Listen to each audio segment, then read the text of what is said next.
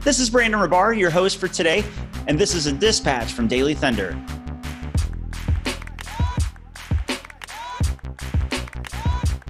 Every story, every game, every day.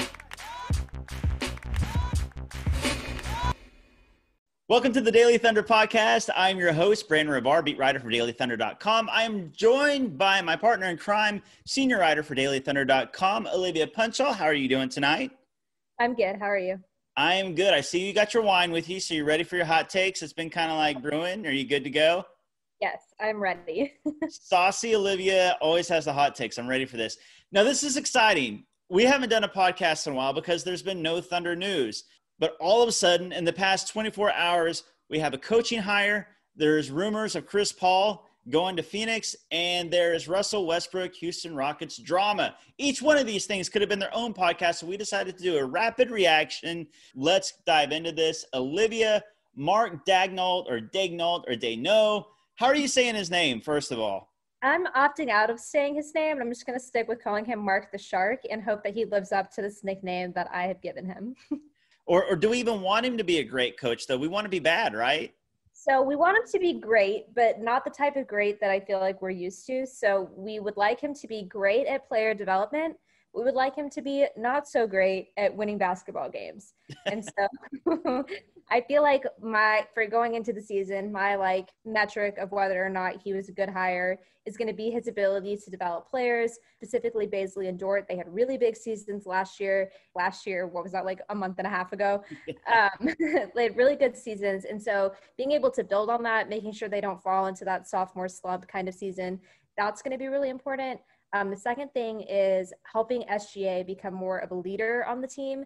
I feel like he's going to take on more of a point guard role this season without Schroeder and Chris Paul being there.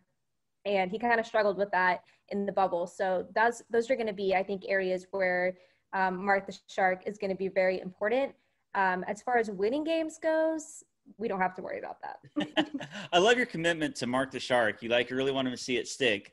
If it sticks, you get all the credit. If it doesn't stick, nobody knows that you came up with it. So here's the deal. I'm with you. This is all about player development. And he's coming from the Oklahoma City Blue, the G League, and that's all about player development. That's what they do. They take young, raw guys, and they try to turn them into NBA-ready players. So you've got Dort, and you've got Bazley, and you got SGA. That's the Thunder's core moving forward. Sure, maybe he can further develop Diallo, Ferguson, Burton, Nader. Honestly, those guys aren't long for the Thunder. I want to be surprised to see half those guys gone this season. If they're not gone this season, it's going to be next season. It's all about these three guys and whatever rookies we get and all the guys we get going forward.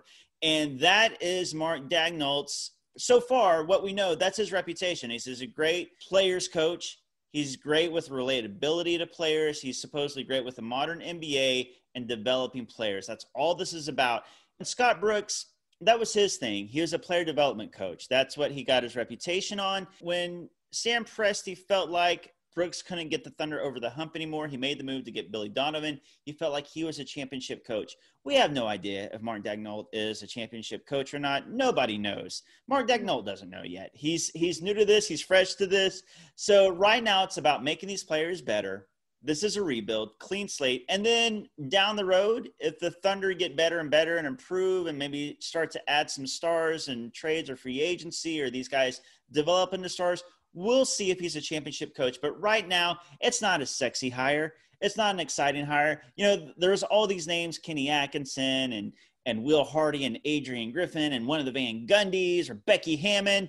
We should have known. This is Sam Presti. It wasn't going to be a sexy pick, but it's a pick that makes sense, right?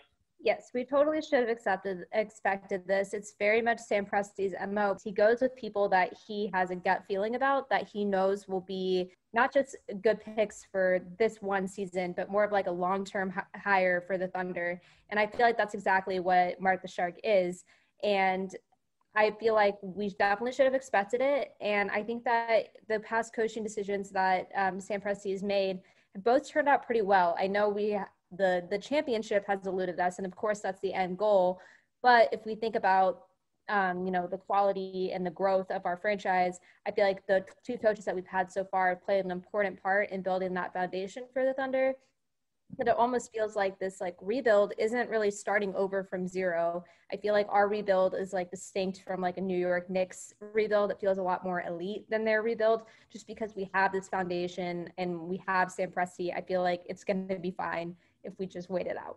Right. For all the criticism that Scott Brooks got and that Billy Donovan got over the years, look, Scott Brooks won Coach of the Year, and as soon as the Thunder let him go, he was snatched up by the Wizards, and he's well liked there. For all the criticism that Billy Donovan got, he was second in Coach of the Year, and he got snatched up as soon as he walked away. Even the guys not highly thought of got head coaching jobs and finished well in Coach of the Year votes. So, I mean, even they've been successful, and the Thunder have been successful. So I think that Presti has earned a level of trust. Obviously, draft picks and trades and roster management and all those things. But I think there's a level of trust that he's built up with his coaching hires as well. Let's just see where this goes. And honestly, this is all speculation. Nobody really knows what kind of coach Mark Daigneault is going to turn out to be. He's 35 years old, the same age as Chris Paul. So it's a wait and see. Does he even have a Wikipedia page yet? Like, nobody really knows anything about Mark Daigneault. So from here on out, we're just guessing. Yeah, 100% Googled him right after the news came out. Did not have a Wikipedia page. Had to get all of my information from an article from the Oklahoman from like 3 years ago. I suspect good things are in his future, including a full-on multi-paragraph Wikipedia page. There you go. You heard it from Olivia Punchall. So moving on from the coaching hire to even more, to me, exciting and fun and intriguing news, because I'm all about trade rumors. And this is a big one. Chris Paul is talking to the Phoenix Suns. OKC has granted him permission, and they look like they want to get a deal done. The Suns do, Chris Paul does, and OKC does. I think this is going to happen. Sure, Philly or the Bucks or New York, they could all still be players, and there's rumors there as well. But this Phoenix thing is really gaining traction. What's your thoughts on CP3 to Phoenix? I think it's great. I think it's great for both the Thunder and the Suns. So I think that the Suns have assets and young players and interesting things that they could do. But there might even be a 3-team deal where we can involve another team so the Thunder can get more like veteran type players back. But I think, it's really good for Chris Paul too. So as a lifelong Chris Paul fan, as you know that I am, I definitely was not mad when he was traded to the Thunder. I think it's great for him. I think that he would have a perfect role with the Suns, really similar to the role that he had with the Thunder this season, except probably even better just because the Suns already have so much talent with DeAndre Ayton and with Devin Booker. And I think Chris Paul meshes really well with those two players, could be a really good leader and mentor. And not just that, I think that he could take the Suns to the next level, making them a playoff team. I think that it would be a good move for both the Suns and the Thunder, which is rare. Yeah, I think it's a win-win. Obviously, for OKC, the Suns have assets that the Thunder would love. They've got the number 10 pick in the draft. If you could combine like 25 and Chris Paul and move up to 10, that's fantastic. And you're probably getting Kelly Oubre, who you can flip for another asset, maybe a young player or a draft pick, and then probably Ricky Rubio, who you can flip again for either another draft pick or maybe another young player. So I love it from the Thunder's side. I think this is kind of a lifesaver.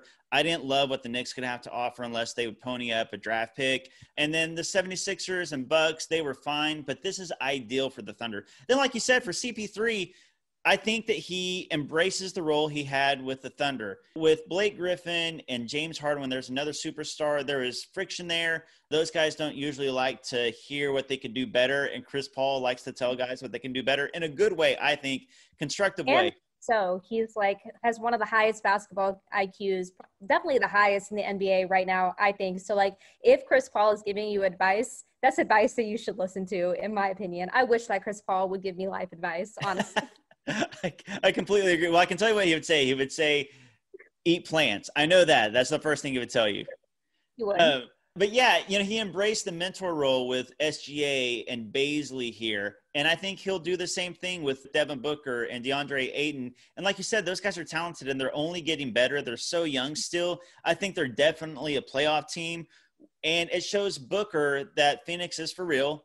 They'll pony up. They'll pay guys to come there and compete. So I think it's a win-win. I think it's going to happen, and I'm really excited about it. The Thunder, man, if they can get the 10th pick, that opens up so many possibilities. Then all of a sudden, old Mark the Shark has SGA, Dort Baisley, and a lottery pick to play with this year. I'm excited. So moving on to the last thing, we don't have to talk too much about it because it's not technically Thunder news, but it is Thunder news. Russell Westbrook wants out of Houston, supposedly. He doesn't like the culture, the team accountability there. And now all of a sudden, according to The Athletic, a lot of Rockets players are unhappy, from PJ Tucker to Eric Gordon, Austin Rivers. Who's taking the blame here? Is it Mike D'Antoni? Is it Daryl Morey? Is it James Harden? What's your whole thoughts on Russ possibly being traded and this Rockets drama and what it means for OKC fans? Okay, I'm going to just say two things on this.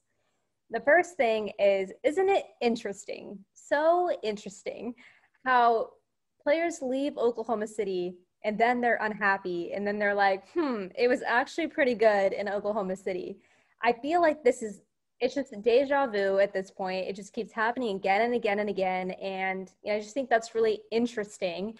And I feel like if any current Thunder players are listening to this podcast, as we know, we have many of the Thunder players listen to our podcast, you should just keep that in mind, that the grass is not greener on the other side. And you've got a good thing here in Oklahoma City. So start with that. Second thing is, I don't really think this is Russell Westbrook's fault. So I think that this is a Tillman Fertitta issue, actually. So I think that his ownership of the team and that leading to MDA leading to Daryl Morey leaving, kind of like a domino effect that started with Tillman Fertitta. And I think that Fertitta wants to change the way that the Rockets play. He's done with this like small ball business. And I think that's really where this all began. I don't think that there's any friction between Harden and Russ. I don't think that's really the issue. I think it's more of like a culture and a fit thing for Russell Westbrook. And I think that Russell Westbrook is honestly probably fed up of being left, just like being stuck on the team after the person that he's supposed to play with leaves and goes somewhere else. So he's being proactive in finding the right fit for him. So I don't think this is really like a drama or a beef situation. I think it's different than what happened between Chris Paul and Harden. And I think this is upper level front office than it is the teammates or the coaches. I'm completely with you. I think it stems from up top. My main takeaway is I don't think there's beef between Russ and Harden. I think that the guys still like each other, but Russ, he's OCD and he likes everything a certain way. I think he liked the culture in Oklahoma City, truly. I think he liked the accountability and how structured and disciplined things were. And in Houston, it just doesn't sound like that's the thing. I think there is something to say. Apparently, Harden doesn't like to take criticism. I don't know what the accountability is there. Maybe there's some shared blame to go around between all these parts. But as always, Russell Westbrook's going to be a scapegoat. Russ wanting out. Look, we know he's a loyal guy. We know that James Harden is one of his lifelong friends, and they had success there this year, maybe not as much as people thought that they should. But I think at the end of the day, he wants to go somewhere where there's discipline and order and structure and the right attitude, and he doesn't feel like that's in place in Houston. If this Houston thing falls apart, supposedly Harden is locked in, but if they don't get back equal value for Russell Westbrook, which I don't think that they will, given his age and his contract and how he's not quite as great as he used to be. I still love Russ, and he's still great, but he's not the player he once was. So they're not going to get equal value back. That lines up great with either Harden wanting to leave or not being as good, and the Thunder own their draft picks for 2021 in a stacked draft, and the Thunder owns their draft picks for the foreseeable future, either swaps or picks. This sets up really, really well possibly for the Thunder and what they own from the Rockets. Yeah, for sure. The Rockets' demise is our gain 100%. And something that I think is just really interesting is how we have such a huge market for Chris Paul after the season that he had this year. And Chris Paul and Russell Westbrook have very similar contracts. They play the same position. There was a point in time when I think that they were very on par players with each other. And I just think it's really interesting that the Thunder have so many options of where they could trade Chris Paul, whereas the Rockets are going to have a really hard time dealing Russ's contract. And that's even after the CBA is making it easier for other teams to take on these big contracts.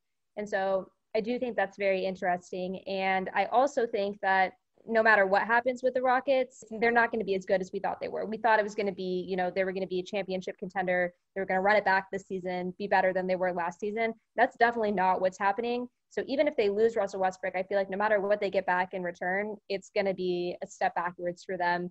And also all this information about friction from other players, Ariza and Daigneault House, all these people that are unhappy with their situation. I don't foresee that it'll work itself out for the Rockets, and that's good for the Thunder. Yeah, things have been steadily going downhill, it seems like, with the Rockets ever since the end of the season and the playoffs, and that's great for the Thunder. I need to tag the beginning of the show and tell everyone to take a drink every time you say the word interesting. I really like your pointed use of the word interesting. They will be wasted 10 minutes into this episode. You have to say it correctly. It's not interesting. It's interesting. Interesting. Interesting. Yes. Those are two different things. You're right. Interesting is very much sarcasm. And if the listeners could see me, they would see the snark in my voice when I say it's very interesting. Well, all things are coming up, Thunder, from the coaching hire to Chris Paul possibly being traded. There's obviously Schroeder rumors, and expect to see Gallinari sign and trade rumors coming up soon as well. Next week is the draft, and free agency will start, and the trade moratorium is to be lifted. All kinds of exciting stuff is going to happen next week for the Thunder. It should all be good. The Rockets, the mice is good for the Thunder. As much as the Thunder are going to suck next season, and the Thunder are going to suck, man, it's weirdly really exciting to be a Thunder fan right now. A lot of good things are happening. Olivia, thank you so much for being on the show, and thank you for listening to the Daily Thunder podcast.